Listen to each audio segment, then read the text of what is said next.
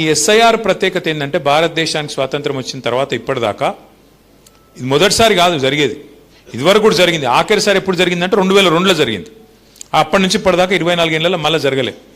SIR ప్రత్యేకత ఏంటంటే ఎట్లయితే సెన్సస్లో మీ ఇంటికి వచ్చి రాస్తారో ఎస్ఐఆర్లో కూడా గట్లే మీ ఇంటికి వచ్చి అధికారులు మీ కుటుంబంలో ఎవరున్నారు, ఓట్లు ఉన్నాయా పోయినాయా, ఎవరైనా చచ్చిపోయినా, ఎవరైనా కొత్తగా పుట్టినరా, 18 ఏళ్ళు నిండినాయా లేవా, నువ్వు ఉన్న ఇంటికాడనే ఉన్నావా మారినవా, ఆ ఇదివరకు కిరాయి ఉన్న ఇంటికి వెళ్ళి ఇంకో ఇంటికి పోయినావా, కొత్త ఇల్లు కట్టుకున్నావా, వేరే కిరాయి ఇంటికి పోయినావా, ఇవన్నీ కూడా క్రోడీకరించే కార్యక్రమమే ఎస్ఐఆర్.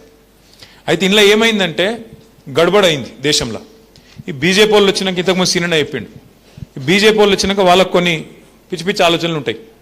ముస్లింలు మాకు ఓట్లు వేయరు, క్రిస్టియన్లు మాకు ఓట్లు వేయరు, కాబట్టి వీళ్ళని కట్ చేయాలి, వాళ్ళకు ఒక ఆలోచన ఉంది. దాంతోనేమైంది, బీహార్లో గడబడైంది, ఆడ మన వెస్ట్ బెంగాల్లో గడబడైంది. ఎందుకు గడబడైంది, మాకు ఓటు హక్కు ఉండగా నా దగ్గర అన్ని కాయిదాలు ఉండగా కట్ చేస్తున్నారు వీళ్ళు, ఎలక్షన్ కమిషన్ కూడా పూర్తిగా ఏకపక్షంగా పనిచేస్తున్నది అని చెప్పి అక్కడ లాలూ ప్రసాద్ గారి పార్టీ ఉంటుంది, లాలూ ప్రసాద్ యాదవ్ కొడుకు పార్టీ ఉంటుంది, రాష్ట్రీయ జనతాదళ్ తేజస్వి యాదవ్ నాయకత్వం వహిస్తుంటాడు.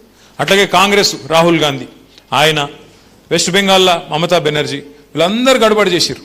ఇగో మా ఓట్లు ఉండంగా తీసేసిండ్రు, మా హమారే పాస్ సబ్ కుछ है, कागजात है, सब कुछ है, आधार कार्ड है, रेशन कार्ड है, हर चीज है, पर हमारे होना बोल के निकाल रहे हैं, हम माइनॉरिटी है इस वास्ते निकाल दिए అని చెప్పి గడబడైంది.